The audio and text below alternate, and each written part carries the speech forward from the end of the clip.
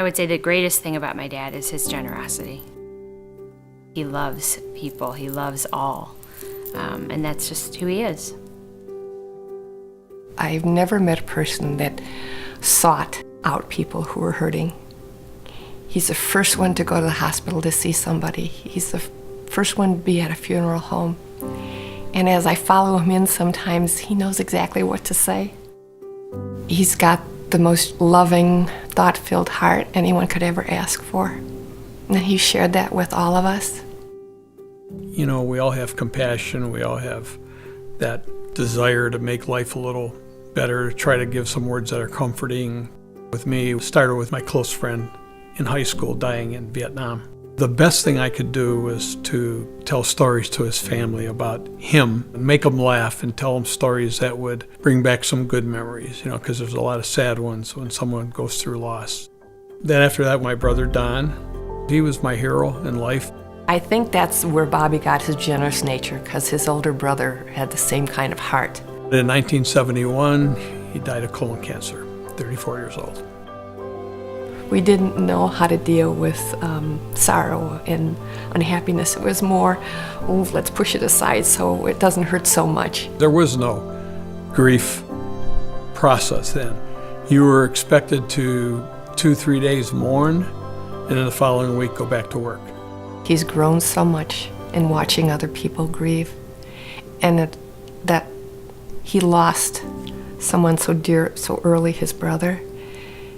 And to watch his reaction when Bobby died and the sorrow our children went through. Bobby was an extraordinary grandson.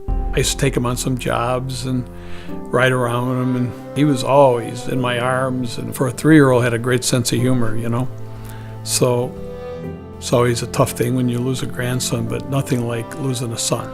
And so when your son-in-law and daughter lose a child, you're just trying to reach out and trying to see if you can make a difference. Just the gift of his presence probably was his greatest gift for Mark and I.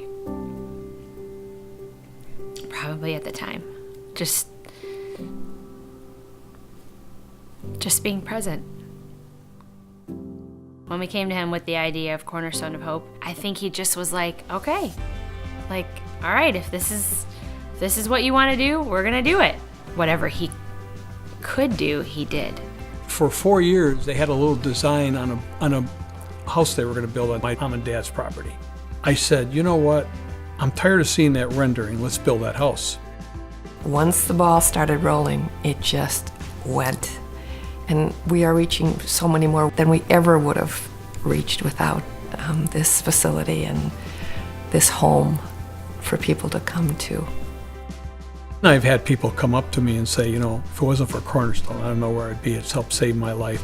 So, you know, I can't speak to the number of people we've helped, but I know it's been an awful lot. I know one thing for sure, that my grandma, my grandpa, my Uncle Don, all of my family members that are deceased must be so proud of what their home is doing to serve all of these families today. It's overwhelming to even express my gratitude to my dad. I mean, honestly, I'll never be able to thank him enough for what he's done. And I'll go to my grave, honestly, feeling an overwhelming sense of gratitude to my dad. Because without him, I'm not sure where we'd be today.